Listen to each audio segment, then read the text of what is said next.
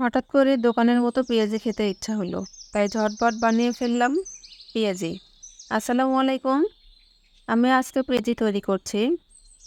এখানে আমি ডাল বাটা নিয়েছি, ডালটা খেসারির ডাল। পেঁয়াজ কুচি নিয়েছি, মরিচ কুচি নিয়েছি, হলুদ গুঁড়ো, স্বাদ মতো লবণ, কালি জিরা এবং মিষ্টি জিরা। এটাকে আমরা মৌরি বলি।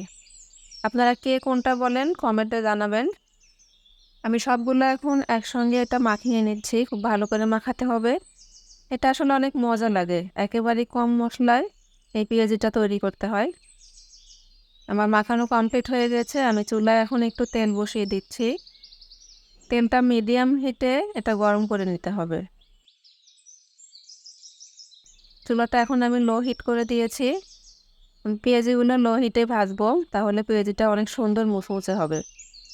আমার ভিডিওটি যদি ভালো লেগে থাকে অবশ্যই সবাই লাইক, কমেন্ট, শেয়ার করবেন এবং এখনও যারা ফলো দেননি তারা প্লিজ একটা ফলো দিয়ে দিবেন।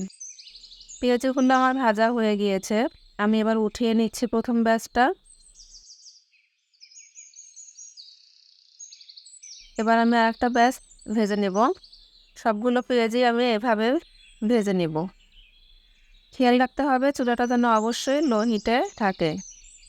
সবগুলো পেঁয়াজি ভাজা হয়ে গিয়েছে। আমি এবার পরিবেশন করছি। আমার পেঁয়াজিগুলো অনেক সুন্দর হয়েছে, ভিতরটা অনেক সুন্দর হয়েছে, কোনো কাঁচা নেই।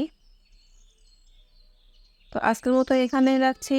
সবাই ভালো থাকবেন, সুস্থ থাকবেন। আগামীতে আবার দেখা হবে ইনশাল্লাহ। আল্লাহ হাফেজ। আসসালামু আলাইকুম।